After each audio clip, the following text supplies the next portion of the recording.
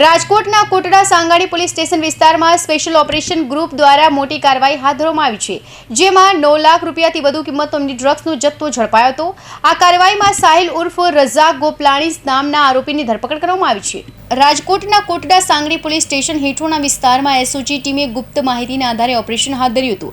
આ દરમિયાન સાહિલ ઉર્ફ રઝાક ગોપલાણીની ધરપકડ કરવામાં આવી અને તેની પાસેથી 9 લાખ રૂપિયાની વધુ કિંમતનો ડ્રગ્સનો જથ્થો જપ્ત કરાયો હતો। આ ઉપરાંત પોલીસે અન્ય સામગ્રી સાથે કુલ 14 લાખ રૂપિયાથી વધુનો મુદ્દામાલ કબજે કર્યો।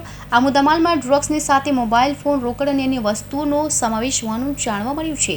નોંધનીય છે કે સાહિલ અગાઉ પણ narcotic drugs and psychotropic substance act હેઠળના કેસમાં પકડાઈ ચૂક્યો છે। પોલીસે હવે ડ્રગ્સના સ્ત્રોત અને તેના ખરીદનારોની ઓળખ કરવા માટે તપાસને વેગ આપી રહી છે।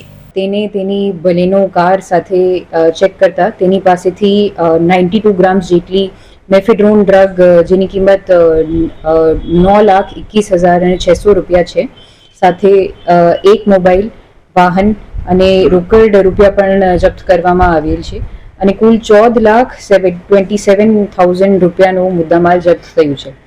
આરોપીની કાયદેસર ધરપકડ કરવામાં આવેલ છે અને હવે આ ગુનામાં 2 આરોપીઓ વોન્ટેડ છે। રાજકોટમાં તાજેતરમાં ડ્રગ્સ સંબંધિત ઘટનાઓમાં વધારો જોવા મળ્યો છે। આ પહેલા પણ એસઓજી અને અન્ય પોલીસ ટીમોએ શહેરમાં અનેક ડ્રગ્સ જપ્તીની કાર્યવાહી કરી છે।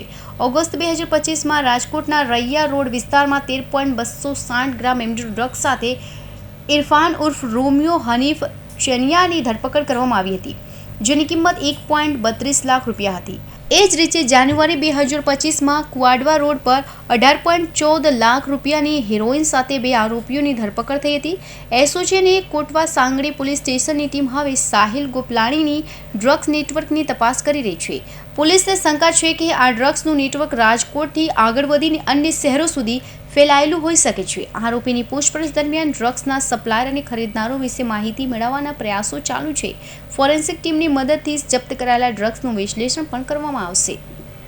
કૌશિક પટેલનો report, Hind TV news, Surat.